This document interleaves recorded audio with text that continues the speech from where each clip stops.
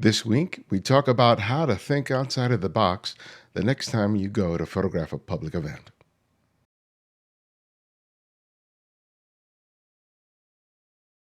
Hey, everybody, welcome back. This is Ibarionex from the Candid Frame. This past weekend, I taught my street photography workshop at the Los Angeles Center of Photography. And at that location, which is in the heart of Hollywood, on the second day, we take advantage of a farmer's market that happens just a couple of blocks from the location. And part of what I want the students to do when we go there to photograph is I don't want them to make the typical photographs that they make at a farmer's market where they're taking pictures of a row of carrots or someone exchanging money as they buy something, or just kids holding balloons or people holding flowers. There are certain photographs that you make at those events that are just sort of stock kind of imagery. And when you go to an event like that, or a parade or a festival, you look at those pictures and sometimes you just feel like they're lackluster. You look at pictures that someone from, say, National Geographic makes at an event like that, and the images seem so much more exceptional. And what I wanted my students to do is to take a step back and not experience the farmers market as if they were going there for the purpose of shopping and people watching. Usually when you do that, you just walk down the main arteries and you walk back and forth. You look at the different stands, see the different merchandise, people watch, maybe get something to eat at a food truck, and that's how you experience it. But as a photographer, you have to be open to a lot more possibilities. And so what I suggested to my students was a variety of things. One of them was to leave behind the mindset of how you want to how you have experienced a farmer's market in the past. I told them that instead, take a look at it in terms of abstraction. Look for light and shadow, line and shape, color and gesture. And to sort of imprint that on you, come and walk through the scene on the periphery. Come from the outer limits of the farmers market and go down the side streets, or go beyond, or go behind where they have the stands. Look at the things that are less than obvious for your subject matter. And I told them to, every time they went through the farmers market and they stopped at one end of it, before they returned, take a pause, reset, not just your camera, but your mindset. Because if you find yourself defaulting to just making the same typical pictures, you're going to have to remind yourself that you're looking for the less than obvious photographs. And what I'm going to show you is the results of that second day. And I think you'll find that the images as a whole really capture a sense of what happened at this farmer's market, but they are less than obvious shots, largely because they were looking for something other than sort of the typical fare for subject matter. On the first day of my street photography workshops, when we go out to shoot, I tell my students that I don't want people to be the main element in the photograph. I want them to be a secondary element, because I want them to learn how to build a composition by looking for the scene first, looking at light and shadow, line and shape and color, and trying to find a setting onto which they can build a really interesting photograph that would be good even if you didn't have people. And I find that by the second day, when I finally give them permission to photograph people, that they're considering the other elements in the frame to a greater degree than they did in the past. Like with this photograph here of these two kids sitting here at the top of these crates. What I love about the picture, of course, is the gesture of the head leaning over on the girl to the left, and I love just the body language and the affection that exists there. But what works here for me is just the overall setting. We have the white van that has those red and black colored stripes, those horizontal stripes right near the middle of the frame. You have the repetition of the crates that are white and complement the white, not only of the van, but of the tents in the background. You have those little splashes of color, like the pink shoes, and it looks like a tablet that's in a yellow protective case. And then we have the pink also of her phone. And this overall frame really works nicely because everything that's in this frame is complementing each other. One of the things I wanted to warn my students about when they were walking through the farmers market was that if you just walk down the main arteries and you're just pointing your camera, photographing people as they're walking by, you have very little control over the background. There's going to be a lot of people moving through. There are going to be these white tents. There are going to be people pushing carts. And it's going to be so visually noisy that it's going to be very difficult to make a picture of your main subject where you don't have a myriad of distractions. And I think that this image really exemplifies why that's so important. Now, one of the things I kept impressing on my students is, go through the back, go through the sides, go between the stations in order to look for a photograph, which is what this photographer here did. So we have a vendor here, and I really love how he is framed between the truck and then the table on the right.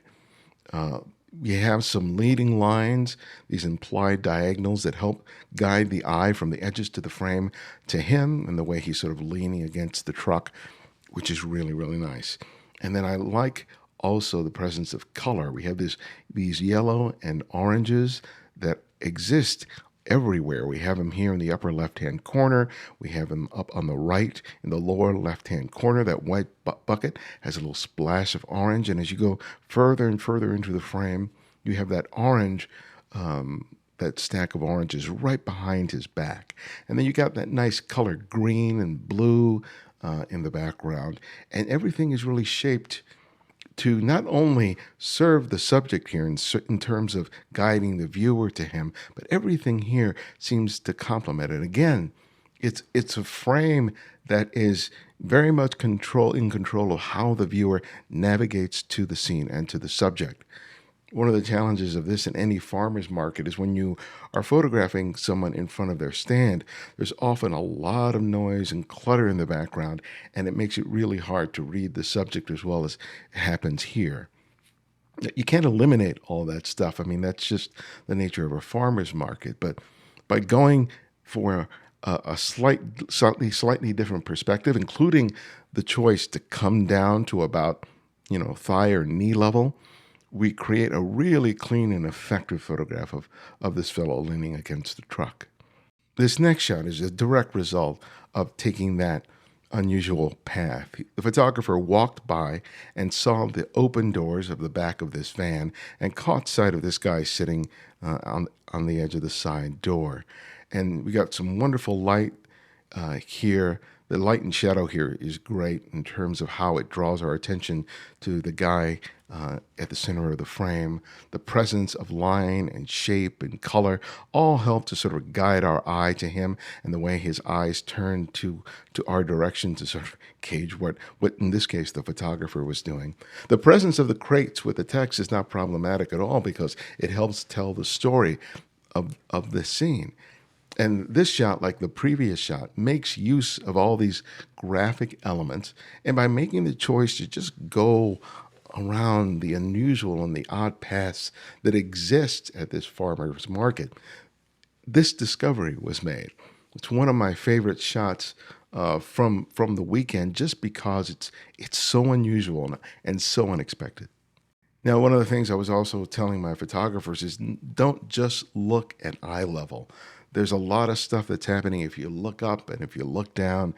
And on the street, you had a lot of street markings because the street is normally where people would drive through. So you're going to see a lot of, broken yellow lines and white lines. And you can use that as an effective tool for building your photographs. One of the things I was impressing on them is this idea of finding your fixed elements that are not going to move during the duration of time that you are going to be there to photograph. Now, a fixed element could be, like the painting on the sidewalk. It could be a truck. It could be any myriad of things. It's something that's not going to move in the next minutes, seconds, and they're fixed. And these kids' feet, for the moment, were also a fixed element around which you could build a composition. And by looking for these fixed elements, you would be able to find your photographs and build your composition. And then you would try and wait for that flourish, that gesture of someone moving into the scene to help complete the shot. Even though this shot doesn't have the gesture other than the interplay of color, this was really at the heart of what I was encouraging my students to do all weekend. Now, here's a shot here that really speaks to the idea of fixed and fluid. The photographer here found this scene here with this painting, the frame that's built around this mural, and all that he waited for was for someone to move through the scene.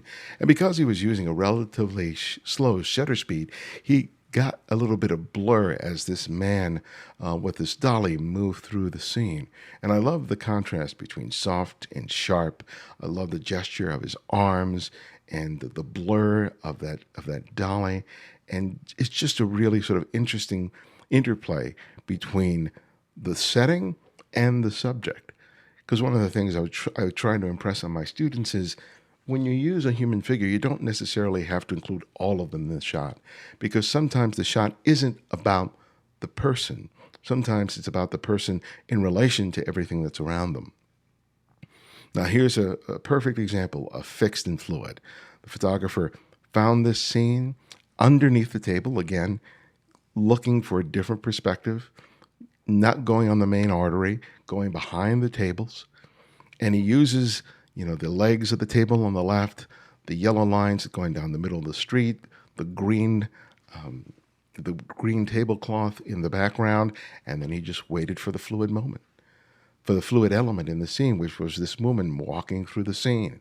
And this is something you can do over and over and over again and slowly build your composition and waiting for that flourish, because too much street photography is photographs taken of a person, but there's no sense of composition or control about the frame.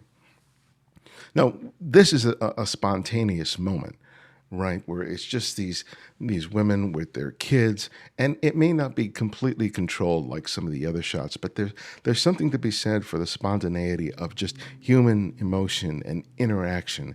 And I love the gesture of the child on the right embracing her mother around the neck, and then with the woman on the left holding the hands of her child.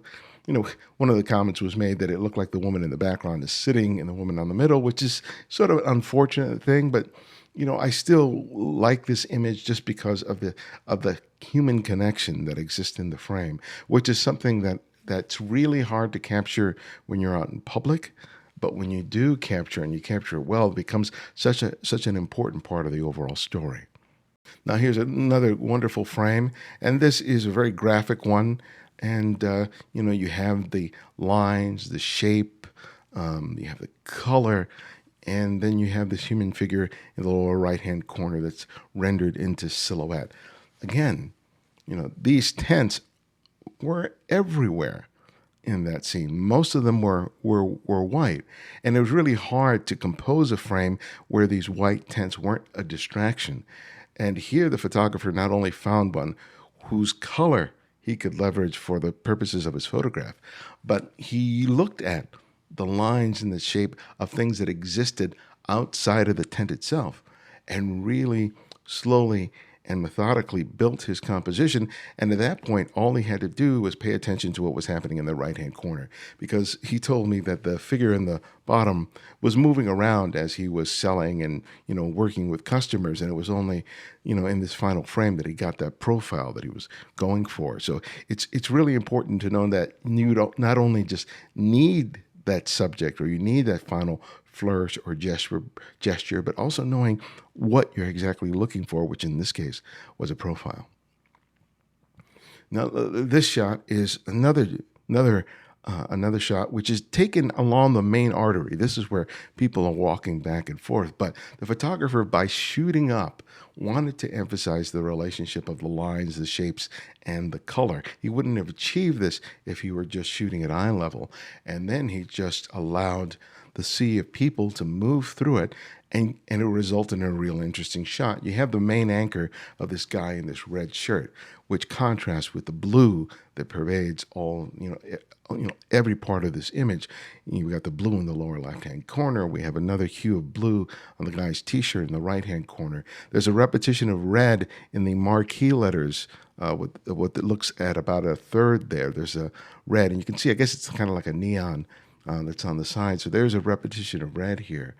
But it's how the entire frame is in control here. You can see that even though this is a really busy scene with tents and stations and people moving through it, you feel like this photographer here was really seeing this carefully, which is really what I want my students to do as they participate in these workshops.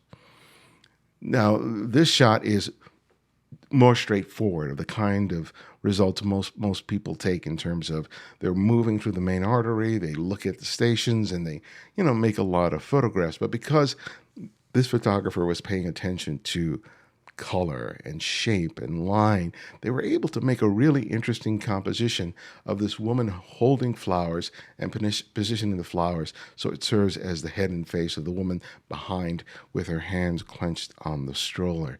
And we have a variety of different elements here, including the bag on the left hand that says food gifts, cheese, and a variety of other things. You see the red part of the tent on the right-hand corner. You have a sign here on the right that probably is indicating what's being sold here. And you even get a sign at the top where it's fish, so you know that this is a food station. And you also have that little red in the lower left-hand corner that mirrors the red of her shirt and the edge of the tent on the right-hand corner and the element of the bag. We're not seeing their faces, but you still get a sense of them. You get a sense of place. And I without any argument at all, I can see that this photographer, saw this scene, that there aren't a bunch of surprises or distractions, which is typically the issue that I see so often when people are photographing in a public scene. They find an interesting subject like this woman holding the flowers, but there's so much other crap, for lack of a better word, in the frame that it ruins and diminishes the impact of the shot. Now, one of the other exercises I told my students to do is I wanted them to take a portrait, but the qualifier is that I wanted them to find the setting first. I didn't want them just to find an interesting character and make a photograph of them. I told them, I want you to search for a spot that would serve as a perfect available light studio, where line and shape and color would provide you an interesting frame, even without a human being in the scene. And Jet here, who was my assistant for that day, found this doorway, which I was aware of from teaching previously. And he showed me the door, and I told him, go back and find somebody. And he found this guy to photograph, and it was phenomenal. I mean, this fellow just occupies the space in a beautiful way. The expression, his gesture, his body language, the white T-shirt with the white headphones, oh my God, just makes the shot. But this shot has everything. It's a lovely quality of light. You got line, shape, color, and the most important thing, gesture.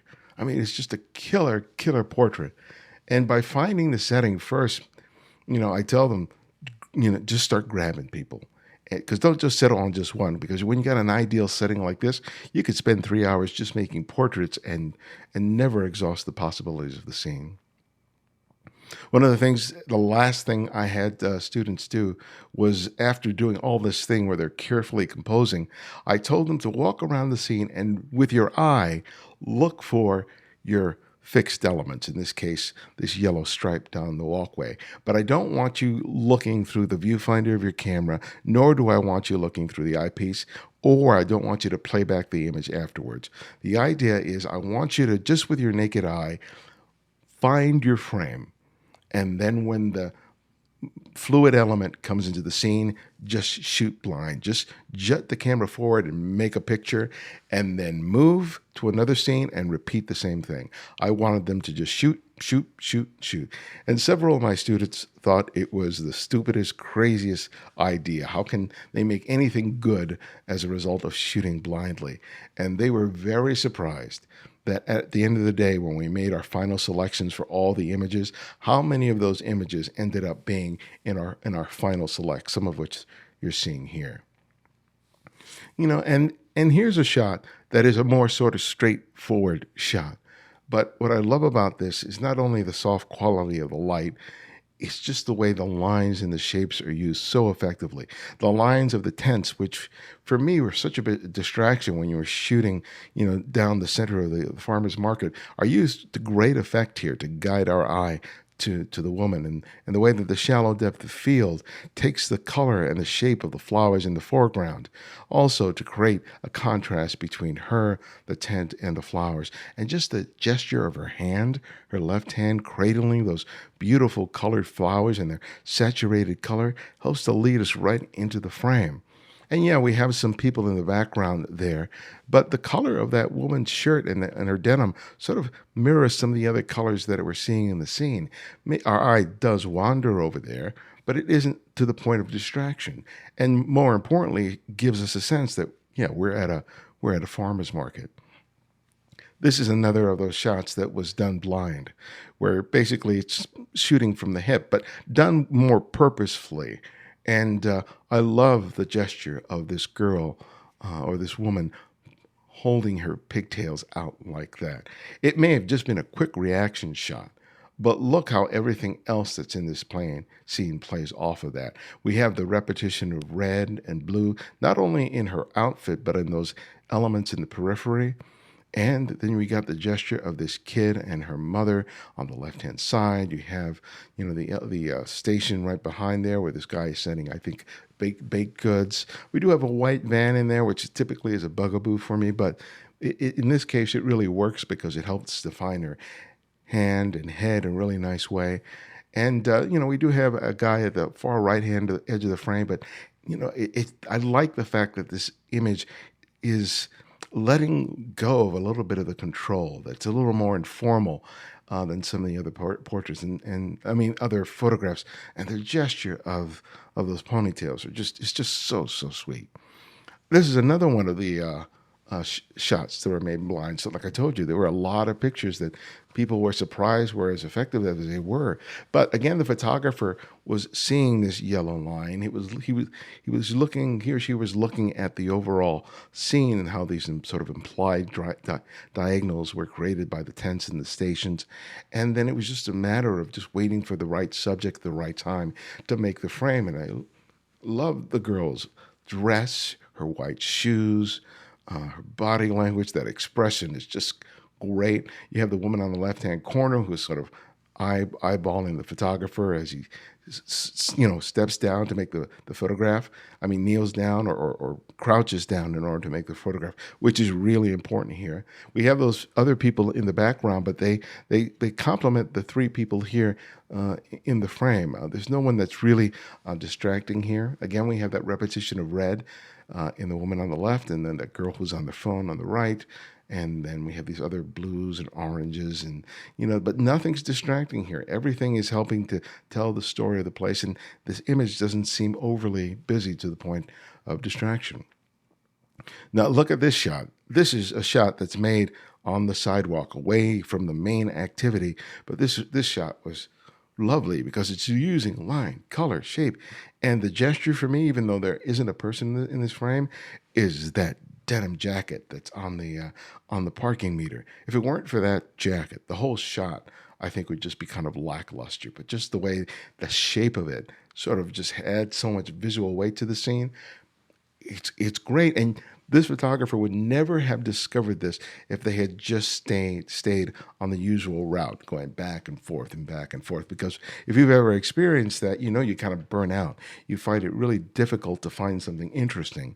And when you take the perspective that I'm suggesting here, you find unusual subject matter in the oddest of places, and they make for the greatest photographs. And this is the last one, and I just love the shot. You can see how the lines of the street itself, the white stripes, the yellow stripe, help to sort of anchor the image in. Those are visual anchors. And the rest that's fluid here is the boy with the balloon, the woman on the upper right-hand corner pushing her cart, this child's father in the left-hand side. So the photographer here was able to just, find the frame, find the scene first, and then allow it to reveal itself within seconds or moments. And it was just really exciting to see that happen over and over and over again. And it's just a wonderful way to see and a wonderful way to shoot. I mean, you can just take a look at these images, and yeah, these were all shot at a farmer's market. All of these. But you don't feel like these are obvious shots. You don't feel like these are sort of the typical cliched shots you see all the time. And that's just the result of just encouraging people to think and see and photograph a little differently. I hope that really inspires you to think a little differently the next time you go out and shoot, especially during the summer months when so many activities like this are going on. I think you will surprise yourself by the opportunities that get revealed to you as a result. This particular course that I teach at the Los Angeles Center of Photography is going to happen again in November. I'll have a link below if you're interested in signing up for that. And as well, I'll be teaching a workshop in Vancouver in August with Olaf Sztaba. And then we're also doing a workshop in Japan near the end of the year in December. But I'm also going to be doing these sort of monthly excursions in Los Angeles, like going to downtown LA and Venice Beach, California, and some other places that I favor. But it's not going to be a big workshop. I'm going to be limiting these to only 4 or 5 people because I want to keep it small, I want to keep it intimate, and I want to be able to work one-on-one. So keep an eye out for that. If you're not already following me on the Candid Frame email list, you can do that. And again, I'll have a link below. And if you follow the show or follow this YouTube channel, I'll be mentioning it, but I'll likely be mentioning it first on my email list. So if you like what you're seeing in these videos, please give us a thumbs up and subscribe, and I'll see you next time.